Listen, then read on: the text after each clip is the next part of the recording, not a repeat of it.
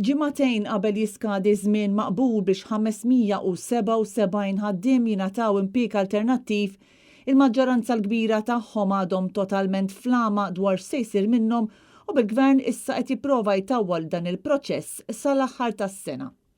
Id-data oriġinali maqbula mal-Gvern għar-relokazzjoni tal-kważi 600 ħaddiem tal-Air Malta kienet 12 ta' Awwissu, imma kif din id-data issa tinsab wara l-bib, il-ħaddiema jew il-parti l-kbira tagħhom baqgħu lampa stampa. Lanqas btala mal-familja ma nistgħu nippjanaw, ħallewna qarrieħna u ħadd ma jaf fejn qiegħed, qal wieħed mill-ħaddiema li xtaq jibqa' anonimu. Fin-nofs hemm ħobżna imma ma jimpurtomx.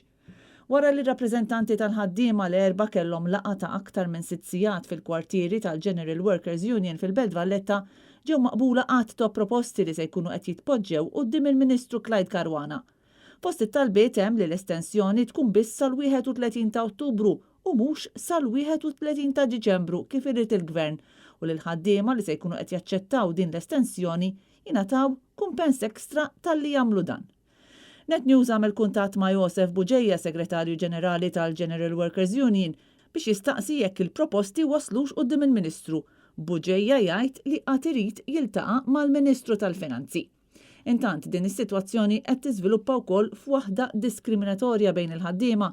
Dan għaliex mill-ħaddiema kollha li applikaw għall-iskemi li l-Gvern nieda qabel l-elezzjoni hemm ħafna minnhom li għadhom qed jistennew, madankollu oħrajn ingħataw impjieg.